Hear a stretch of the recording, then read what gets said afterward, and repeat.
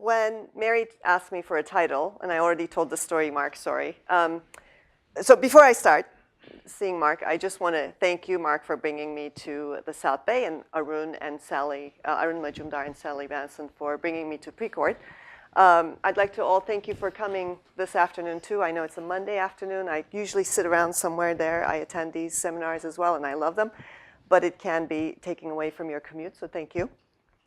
So before I start, let me just tell you that Mary asked me for a title, and I said, I was with Mark at the time, and I said, I don't know what I'm going to talk about, Mark.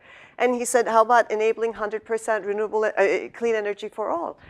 And I said, that's a great idea, and it's a great idea for two reasons, because that's the vision that we had just established at SLAC through the Grid Integration Systems and Mobility Department.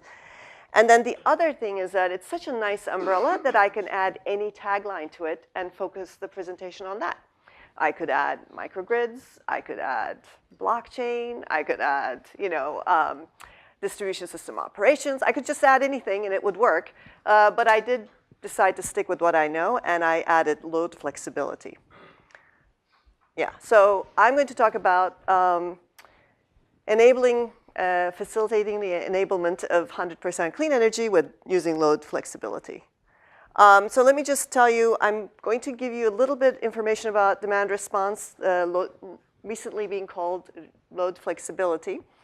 And then I'm going to summarize my 10 years of learning, my experience from demand response. And then I'm going to talk about how I'm applying to this new chapter in research. So hopefully it will all make sense in the end. Let's see. In 2003 or 2004, when I started research, I would go into a room like this and say, who knows what demand response is? And only about a couple of people would raise their hand. It almost seemed like it's a really bad name because demand response is almost like utilities demanding response from their customers. But demand is really load, and the response is the load flexibility portion of it. And according to the FERC, the definition is the change in load flexibility, changing the consumption. And the reason change is very important, and I really like this definition, is because demand response is not just about shedding loads or reducing consumption, but it's also about increasing loads. So FERC knew this way in advance and put change.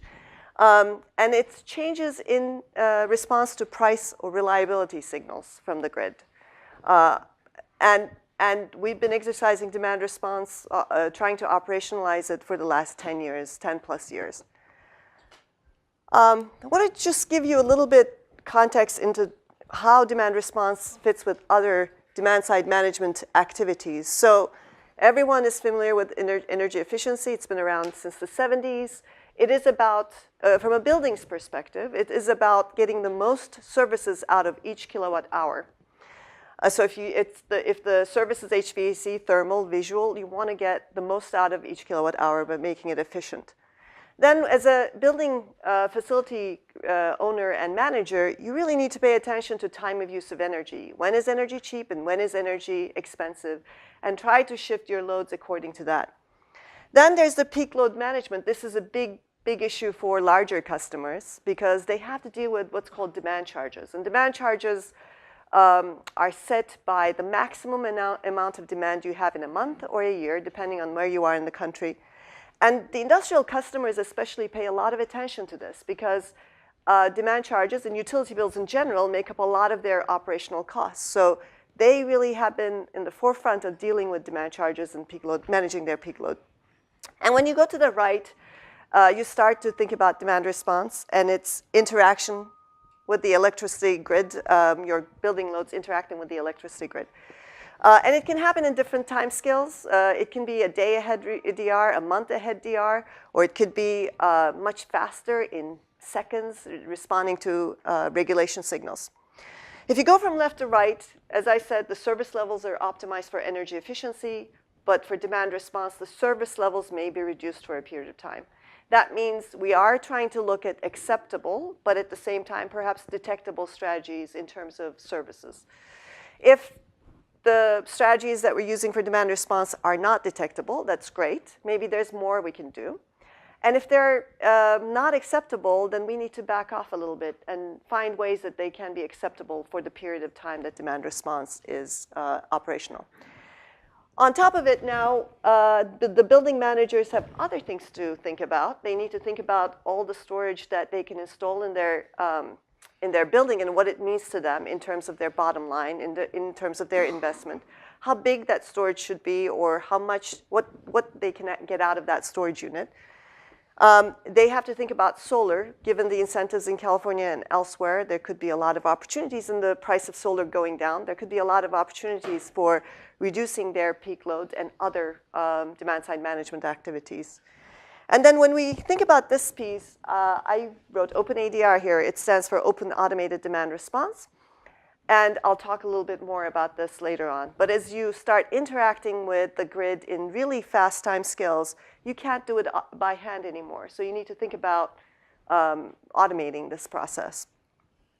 As you automate this process, there's increased granularity of controls, and there's increased need for telemetry, measuring what you're doing and then getting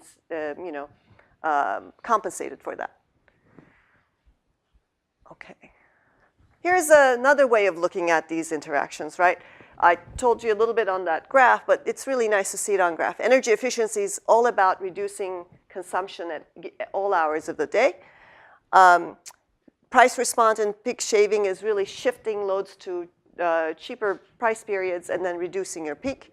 And then reliability response is, say there's a contingency and there's some supply that's gone down, can you, for a very short period of time, reduce your loads and bring them back up again? And then regulation response is, given 4-second, 2-second, or 6-second signals, can you actually operate your buildings or your resources for that purpose? Just recently, in March of 2017, I still watch out what my colleagues at LBNL do.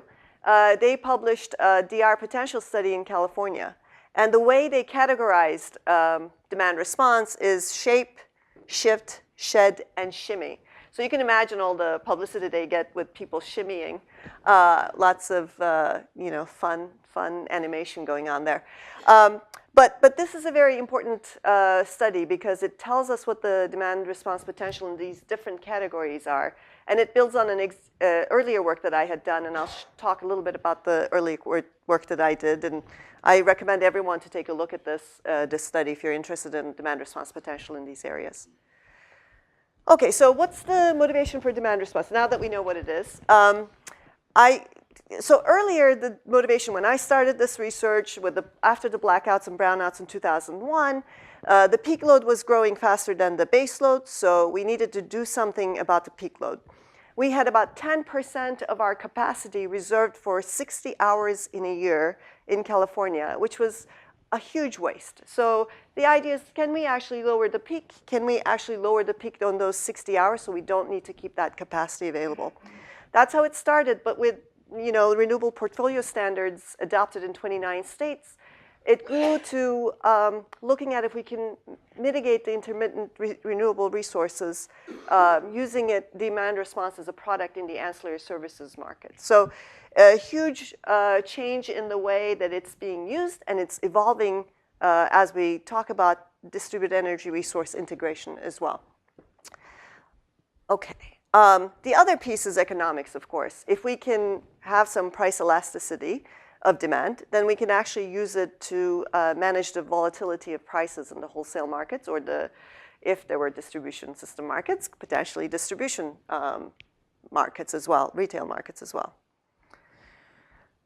When we look at demand response, we typically look at it in terms of incentive-based and time-based. Time-based is really about prices. You receive price signals, and you respond to them. That's as simple as that. The evaluation is fairly simple. It reflects on your bottom line the next day, so you don't have to think about any settlement process after the fact. The incentive-based, more reliability signals is a little bit more complicated in the sense that the buildings have a baseline. They have to build a baseline. They have to determine what the consumption is going to be if there wasn't a demand response event, and then go through a demand response event, subtract the demand response loads from the building loads if there were no demand response events, and then use that for the difference for the settlement purposes. It's a little bit complicated, and people have been trying to sort of smooth out and make this much more easy to work with by developing some simple methods for demand response baselining. What we found out is that they don't necessarily work all that well. If they're too simple, they don't reflect the demand in the buildings. If they're too complicated, utilities do not want to calculate those for individual customers. So there's sort of that thing about baselines, how much is too complicated and how much is too non-representative for the variable loads. I won't talk about this, but I've done a lot of sort of work on baselines and happy to share with you on the side. Before, as I was preparing this, I tried to look at what the state of the demand response is, and found this chart from the Smart Energy Power Alliance that does a lot of the standards development or standards propagation in this space. The total enrollment capacity was 13.6 gigawatts in 2016. And then the dispatch capacity was 10.7 gigawatts. This means that about 80% of the loads participated, although they participated in, they enrolled in these programs. And this is more or less the same because a lot of people enroll into these programs. They get a lot of the capacity payments or other payments or incentives, but they don't necessarily show up and bring these loads down. And of course, this is not coincident. This is not coincident for the entire country. But there is there's that element of demand response. There's some uncertainty around it, and usually people have a hard time incorporating this uncertainty into the planning and operations within the distribution system or the wholesale markets. As you can see, there is a lot of residential participation with hot water heaters and AC switches and thermostats. On the large customer side, it's fully automated, is very small, but we'd like to see it increase over time. And then there's the other, which there's some behavioral, which is taking effect, especially in California. There's a lot of new programs that are focusing on behavioral demand response. But overall, it's between the residential and commercial buildings, large customers that are doing most of the demand response work. So let me go through a little bit about the current trends. Most of the demand response programs in residential buildings are using smart thermostats. There are new programs that are offering things like bring your own thermostat. So if you're a customer, you don't want to get a certain thermostat, you can bring your own thermostat, communicating thermostat, and participate in events. As I said, utilities are continuing to adopt behavioral programs. And then there's a lot of excitement around coordinating energy efficiency and demand response. Well, I'm very excited about it for sure. The reason for that is because when someone does an audit in the building for energy efficiency, they know all the systems and have all the information about that building at that time.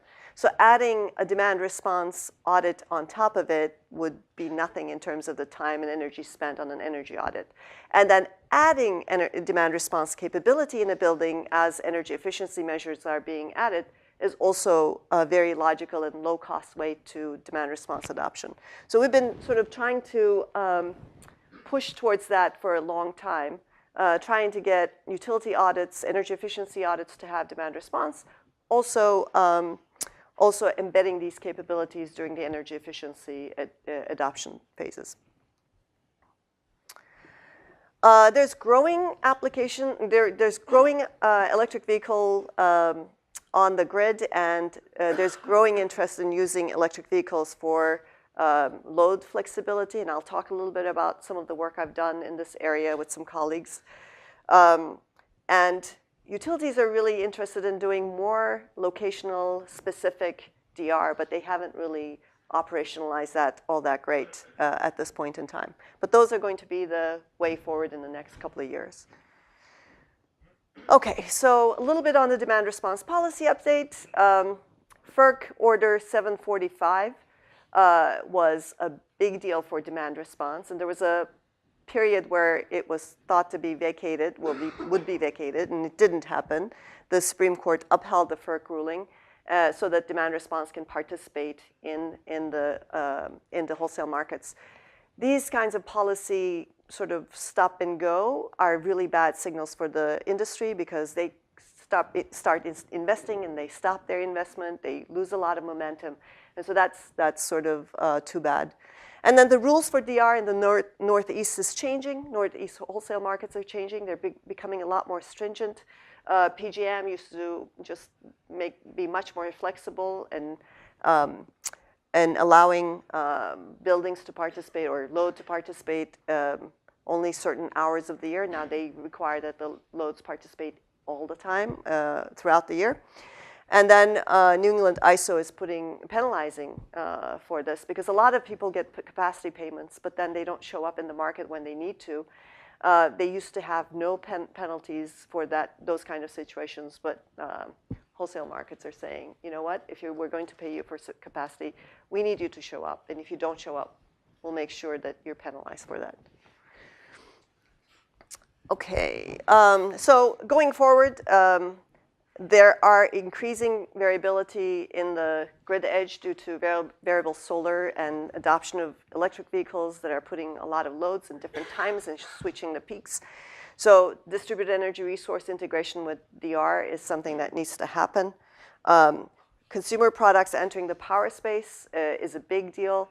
We're seeing a lot of inverter-based technologies that are entering the space and also a lot of controllable devices that are entering the space. And of course, integration, the platforms and programs combining distributed energy resources and demand response are the key going forward because a lot of the issues that are going to be faced on the grid edge would benefit from this kind of integration. Okay, so I want to share with you quickly what I learned in my 10 years doing demand response research. Fairly simple. I hope you will do 5 things. No loads left behind. Keep it simple. Automation is key to participation. Automate once and use many times. And then the last one is show me the money. And I'll go through each of these, try to tell you sort of where I learned these from, and hopefully you'll agree with me. So no loads left behind. We know that in commercial buildings, these are about 20 plus sites that I worked with in 2006, automating their loads and making sure that they can participate in retail demand response. You can see that there's like a detention center, schools, IKEAs, Targets, Walmart. So the idea was to approach a variety of sites and try to automate and understand the issues around these variety of sites. Most of them did HVAC and lighting controls. And in the HVAC space, most of them did global temperature adjustment, meaning that they adjusted their temperatures at each of the zones just a little bit. This showed us that actually we can automate. We can do DR, but also we can automate it so that there's no human in the loop when we want to call on these resources. It also showed us that if we can put global temperature adjustment into state building codes, that every building that comes after the code is adjusted will come with this capability. So that every time we want to exercise demand response, we can actually use the existing capability. So it's very important to think about the technology you're developing, but also think about how to get it out there. This had almost no additional cost to the building management system. So adding these things was fairly simple from Johnson Controls, Honeywell, or Siemens perspective. And it definitely was a big benefit for California and the society as a whole. So we are really happy that we were able to migrate this capability in California.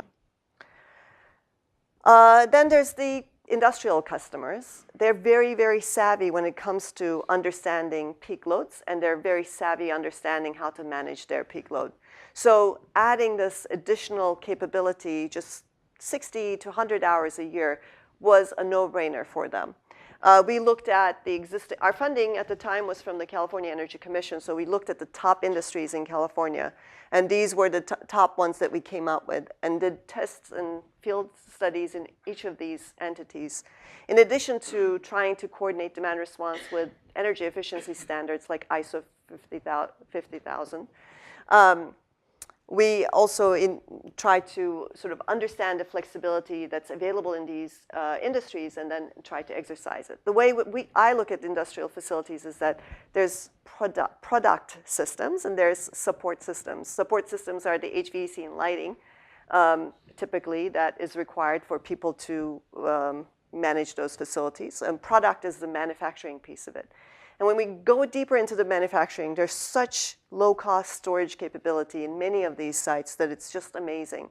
And so tapping into that for a period of time for demand response and using that flexibility is, again, no-brainer and a low-cost addition. Just to give you an idea, this is the simplest way that we faced was there's a bakery in Oakland, and they were running their dishwasher during the peak hours.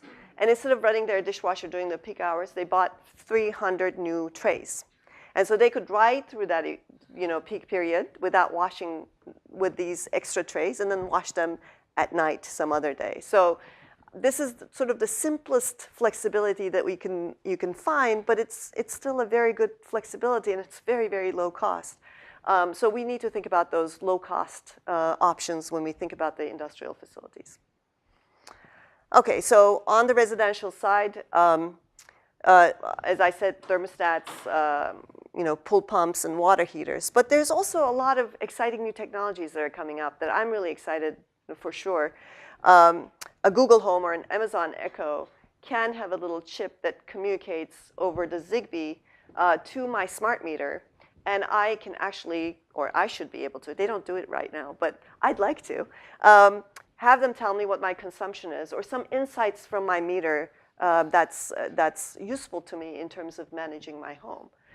It would be really nice if I went home and said, hey, Alexa, can you tell me what happened in terms of energy in my house? And, Alexa could tell me that, your son left the lights on again all day, and I'd like to know that.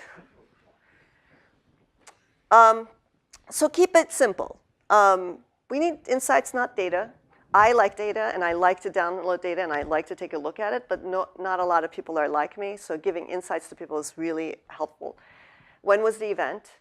How much did I save? What was the percentage from my peak load? How much money did I make? They're very simple things, but they're very easy to ignore when you're trying to give them a lot of information. Set and forget.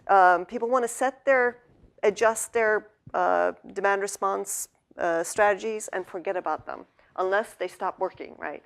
So people want to just set and forget. They don't want to engage. So a lot of people talk about customer engagement. In some, customer segments like industrial facilities and large commercial facilities, people don't want to get engaged. They want to be empowered and they want stuff done automatically. They don't want to know what's going on under the hood necessarily. One of the things that we found out that load flexibility, exercising load flexibility requires understanding buildings and understanding IT solutions. So if you are strong in one area, don't understand the other area, it takes a little bit of a toll in terms of keeping it simple. So they should be easy to install and operate on the IT side and easy to maintain on the operations side. And people would like to opt out when they can. I mean, if things are going bad or things are not working, they'd like to be opt out. So having that option is important. Okay, so automation is key to participation. This is where I did a lot of work, so I'll bore you to death a little bit at this point. This is a timeline for development of Open ADR. So Berkeley Lab started the research in 2002. Even in 2012, it wasn't necessarily adopted fully. 10-year period where we did field trials. We did research and development, then field trials, standards development, and conformance and interoperability. It was a 10-year life cycle and even more. And we can't do the same thing again. I mean, this is a success story, great. But knowing how fast the technology is developing today, knowing the changes that are happening in our system, we really can't do things like this anymore. We need to shrink these development cycles. We need to shrink the adoption cycles. That requires different kinds of policies and different kinds of markets for these systems going forward. let me talk a little bit about what Open ADR is. Open ADR is a communication standard that allows the utility or the independent system operator to send price or reliability signals. These signals are published over the internet because we wanted to use a low-cost medium transport for these prices. So we publish price and reliability information. And different sites either go and get this from the, subscribe to this service and get this information, or an aggregator can subscribe and send it downstream using their proprietary network. The way it works is a client-server relationship. So the server publishes, there are clients embedded into the control system in buildings that take this information and run predetermined control strategies. Predetermined control strategies are important in this space because no one wants utility going down and touching their systems. They don't want that kind of a relationship with the utility. So the sites decide what they want to do when they receive the signals, and their thresholds, pain thresholds, may be different from one site to another. One may decide to do something when the price of electricity is 20 cents per kWh. The other may want to do something when it's 35. So it allows for that kind of flexibility for each of the participants. Okay, so when we developed this technology, we, of course, had to test it in different places. We tested in California. At the time, the peak day pricing program was called Critical Peak Pricing Program at PG&E's territory. It was a 6-hour event. The first 3 hours between noon and 3 p.m. were 3 times the prices electricity. And then between 3 and 6 p.m. it was 5 times the prices. So this was only about 15 days in a summer period. So in 15 days during the summer, they had to reduce their load. So this is the baseline for this group of customers. And then this is what happened. They turned down their thermostat. They turned up their thermostat, so the load came down for a period of time. And then over 3 hours, it crept up again to a new high, but not as high as the one before. And then they did the same in 3 hours to get another 3 hours of reduction over time. This is very typical sort of response from a building. Typically also what happens is that after an event, there's a rebound peak. Because if you do not coordinate all the customers coming back online, if they come all at the same time, there could be another issue for the distribution network. So our strategies guides always talk about recovery strategies as well, not just demand response strategies. Okay, it works hot summer afternoons in California. Will it work somewhere else in cold winter mornings and be available? And we tested in Seattle with about 3 buildings. This is a winter peak in Seattle where the peak occurs in the morning because of the heating that happens, electric heating that happens. So we tested out, it worked. The same building can participate both in summer and winter. And then we said, okay, if we can take these buildings, if we automate once, can we use it many times? And I'll talk a little bit about that too. But the thing was yes. We bid several buildings into the wholesale market as a participating load in California. We were supposed to follow the red signal. That was our bid. We overshoot in some areas, but it was overall a very successful test, all fully automated without anyone in the loop. Most of the building owners or facility managers afterwards came and said, this is great, I can go fishing. I don't have to be there for the demand response event. So that became a big joke for us.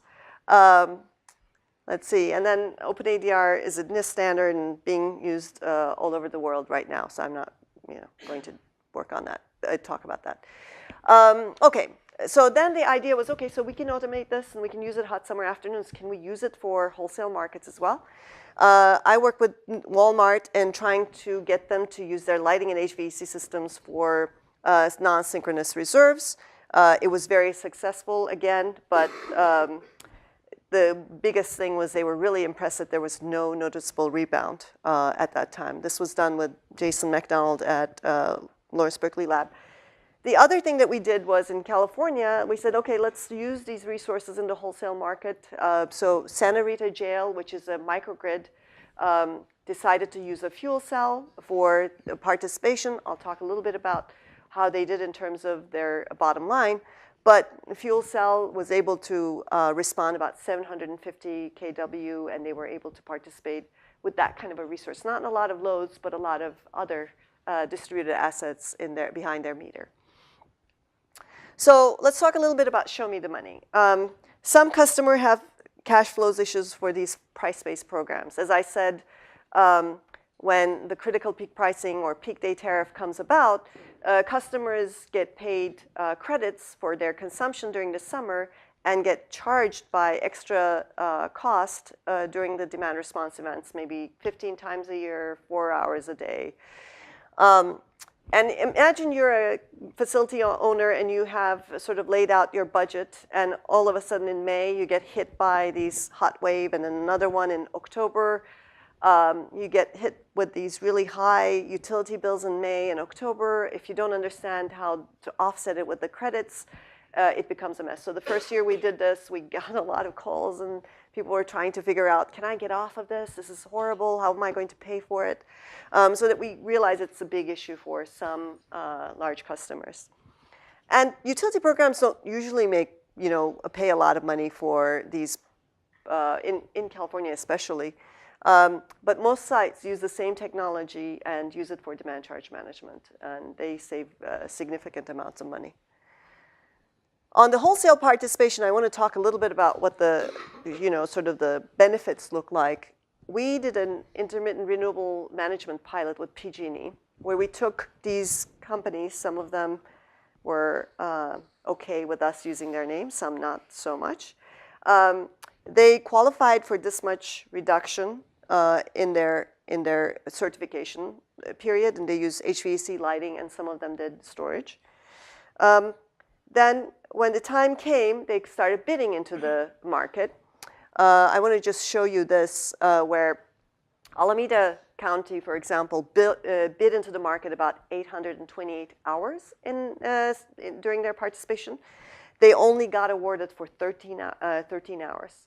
So they weren't really highly valued resources in the wholesale market, and they didn't really participate all that much, unfortunately. Same thing with STEM. They had about 536 hours and then participated only with 16 hours. In terms of payments, this is how much they would have gotten from the wholesale market. But because this was a PG&E pilot, PG&E paid them some capacity payments as well. And so this is just for participating in this pilot and money from the PG&E. When the pilot ended and the whole system was operationalized, they only got the small amount of money that they got from energy in the wholesale markets. The last thing I want to add on this is that because they're participating in the wholesale market, they have to get into an agreement with a scheduling coordinator. And there are costs associated with scheduling coordinator, and that eats up or exceeds the benefit in the wholesale market. So there's some issue with wholesale market participation in terms of bottom line today. The thing about this is that we probably need to capture the high price periods. So how can we capture high price periods? Either we bid all the time and get accepted, or we are very good at forecasting the high price period and only bid on those times. Unfortunately, forecasting high price periods is very difficult. And even with the computation power that we have today, the ISO likes to try to put some wrench and some added stuff into the equation so people cannot predict these hours. It is costly to participate in the wholesale markets, which many people don't know about. And PJM is one of the better wholesale markets to participate because you can make much more money in those markets. So, okay, that was the picture in 2014-13 period. What if 2020, everyone talks about this intermittent renewables. What happens in 2020 when we have a lot of renewables and there could be more products or more value in the marketplace? So what we did was try to figure out what demand response looks like in these products. And then we put those sort of profiles into a production cost modeling tool called Plexos and tried to figure out what the value of demand response is going to be with base case and high renewables case. Base case is all the RPS in WEC by 2020 realized. High case is 40% renewables. And you can see that if you look at the base case data centers, the flexibility of data centers, commercial ventilation, lighting are pretty nice or making the most money but for kilowatt hour. And then if you look at the high renewables case, then it's the outdoor lighting that makes a lot more money. The problem is that let's look at it differently. This is dollars per kW. Let's say you want to build a technology and you want to get a 3-year payback for this technology. The most your technology should cost, including installation and labor and whatever, is almost $300 per kW. So this sort of an exercise gave us some price points in terms of what is the value of the technology and how you can actually get it back from the system. Okay, switching to electric vehicles, we did some studies with ChargePoint and PG&E trying to understand the electric vehicle consumption. We took all the ChargePoint data, we put it into different sublabs in the California ISO, and then marked them on a map. Each dot shows, each color shows a different sublab. Each dot shows 20 sessions or more. We looked at, this data was all for 2013. We looked at the beginning of the year and at the end of the year. In Northern California, there was a significant change in growth in load from the EVs, almost for 4 gigawatts. Then we looked at if we had a perfect sort of insight to when the cars are going in and coming back, plugging in, plugging out, we could calculate the flexibility of these as a resource. And then we saw that over the year, that flexibility decreases as the infrastructure is being used more and more. But it's about it was about 40% in Northern California in 2013. We are, Emre, who's an associate staff scientist, is working on figuring out a infrastructure planning tool for California. Should we actually try to oversize it so there's some load flexibility so we can make money off of these markets? Or should we just size it right in terms of infrastructure planning and increase it only when there's need for it? So that's a question that we would like to answer in the next couple of years. I won't go through this, but let me just get through this is the same project, different picture. This is the LA Air Force Base project. This is the first project in California that did vehicle-to-grid integration, bidirectional charging. The idea at the Air Force Base was that they were thinking about converting their fleet of 40-plus electric vehicles to electric vehicles. And they thought that these cars only ride about 7,000 miles a year. And so if they were to use it up to 10,000 miles, there's like 3,000 miles of battery degradation they can stand. And for that battery degradation, what would be the best place to use that? And we looked at regulation as a product in the wholesale market. The initial studies showed that each car could make up for the lease cost every month. Reality was a very small portion of that, unfortunately. But the technology worked really well. And again, here's a technology that can work. It's a bit expensive, but there isn't a lot of market value in it right now. Okay, so DR today is a little bit, I just gave you an idea of what it is. I'm looking at the clock. I need to finish in 5 minutes, I guess. And then DR in the future, we want it to be more integrated with resources, and we want it to be more integrated with the distribution network.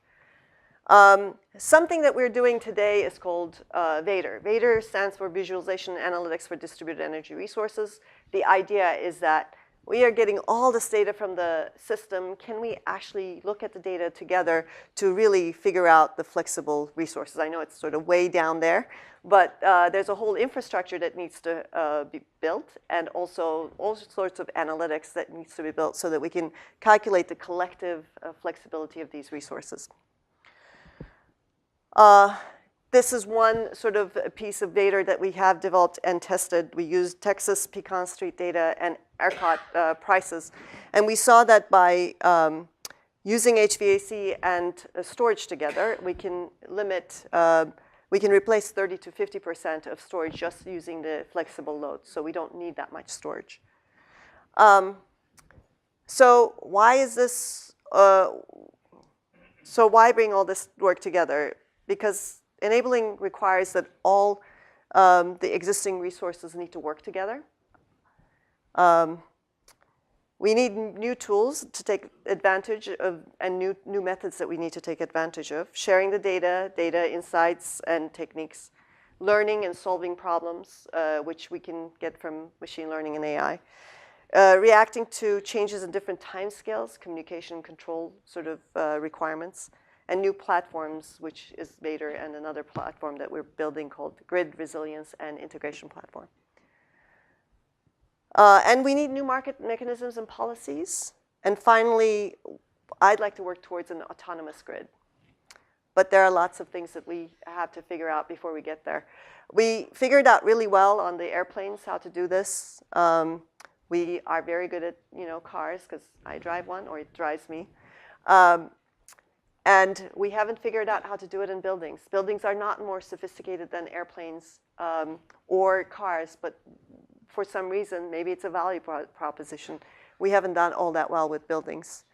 Same things with the grid. There are lots of grid operators that are using pins and paper still.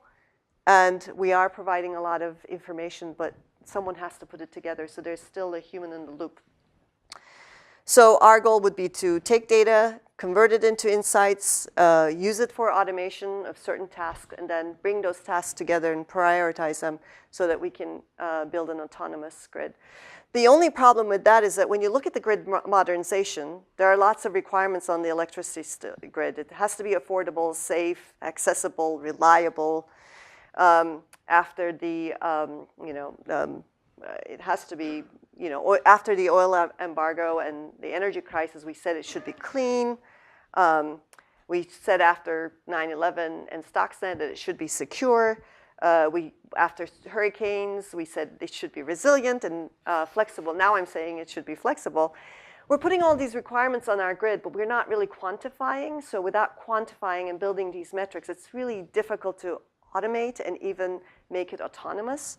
So that's one of the areas that we still have to do a lot of work, and some of the work at DOE does is looking into that. All right, so my last slide. I started building the conclusions by thinking what's missing, and I kept writing and writing, and I had like 5 different slides on this. So I said, I'll just show the first 3 and then summarize it this way. In order to achieve that, we need technologies and policies and markets. We've learned a lot from research being done on loads. Lots of people have done a lot of research in load flexibility. We have to sort of learn from those experiences. We need to cut down on the policy cycles, and we need to develop better markets and metrics, and so that we can bring technologies to market to make sure that we can enable 100% clean energy for all. That's all I have.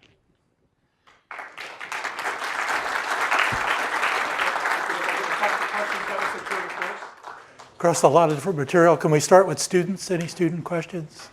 Oh, there's a student.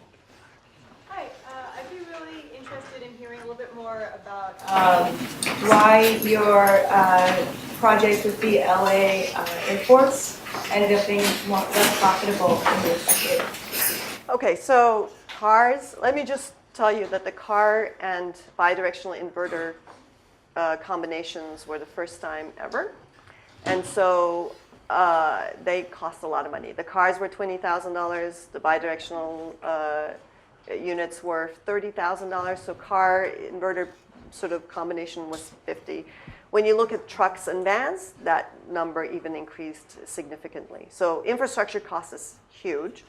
On top of it, there is the telemetry cost. There is the cost of securing this IT network for the Navy, for the Air Force Base. So there's a lot of, there were changes in the policies that we needed to get a lot of exceptions in the policies.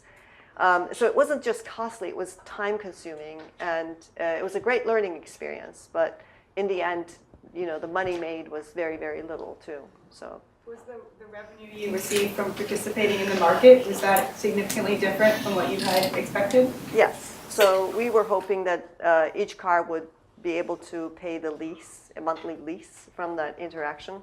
It was much, much, much less than that. I don't think they published the results, so I can't necessarily talk about it, but. Other questions? Ari. Is the market large enough to encourage most or all commercial users to provide demand response? So for instance, if it makes sense for Walmart to do this, once the Target across the street is also selling the same product, can Walmart make the money back? It depends, right? So on the wholesale side, the markets are very thin. So if everyone does regulation's about 1% of the whole market. Non-synchronous, synchronous reserves are about 3%. So if everyone does it, the markets collapse. There's not going to be a lot of value. On the distribution side, we don't know because we don't have markets yet. And some local issues have not been well defined and well valued. So on the distribution side, the expectation is there could be some opportunities, but again, we won't know them until we have some access to data. Okay, yellow shirt way back up in the corner. Yeah, I was wondering if there were obvious holes where something Recognize his voice. I couldn't.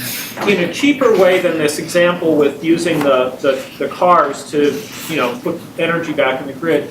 One place is mentioned in a couple different places where you have HVAC, which I think is basically just air conditioning, right? It's usually not heating in California. It's building cooling, I believe. And a similar issue with the irrigation, where those seem like cases where with a little bit of thermal storage or pressure storage, you might be able to do much better. But I'm not aware of technologies that are commercial to do either of those in these contexts. Is that a hole that needs to be filled? So there are some technologies. There are rooftop units that have storage. I think the company used to be called Ice Bear. There are other sort of thermal storage units. It's more of a build-up capability. CalMac has a lot of those. So there are thermal storage capabilities. The building mass also has storage. So in some buildings, we'd like to pre-cool before an event and then ride through the event using that pre-cooling. It is more difficult because you need to do it in massive buildings and you need to do it a little bit longer period of time.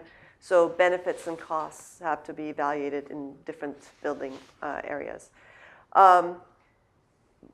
On the thermal side, on the HVAC side, there's opportunities for just fans and ventilation as well, not just cooling.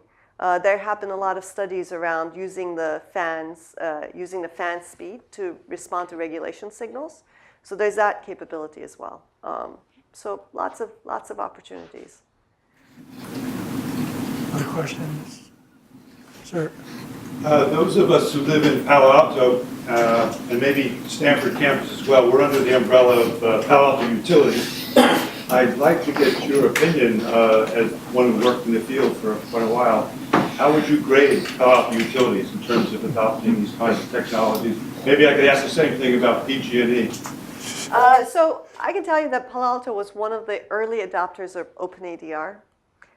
They work with a company out of Stanford called AutoGrid. And actually, one of the earliest participants in AutoDR in 2003 was Roche, I believe, in Palo Alto. So, you guys are doing well. There's much more to do, obviously. A couple of years back, Palo Alto just redid their plan for demand response, and we helped them with that.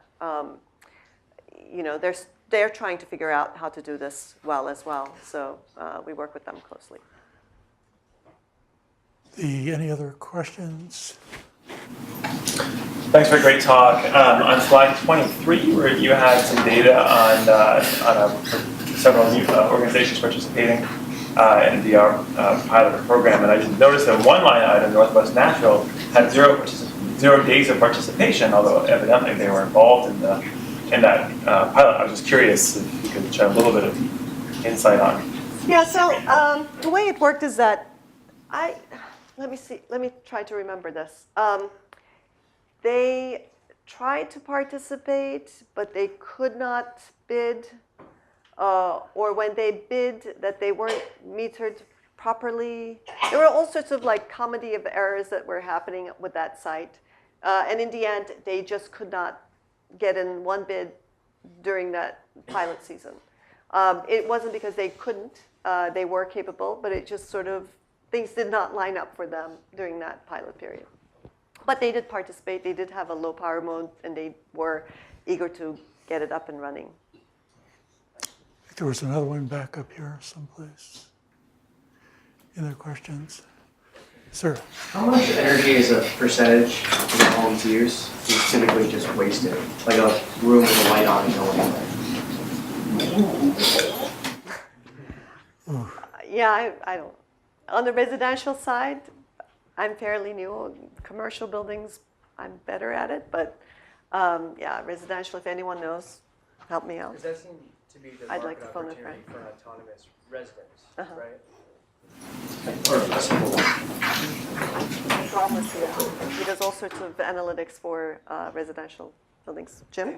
I think most of the wastage in terms of quantity of electricity is more getting inefficient appliances, having inefficient light bulbs, having an old refrigerator that uses too much. So it's probably, that's not real things you can do on a very time basis. The other things of load shifting when you heat or cool, or when you do your dishes or clothes washing and so forth. It doesn't really save electricity. It does the demand response that she's talking about, which is very important. But I don't have the exact number, but I think you find that pattern.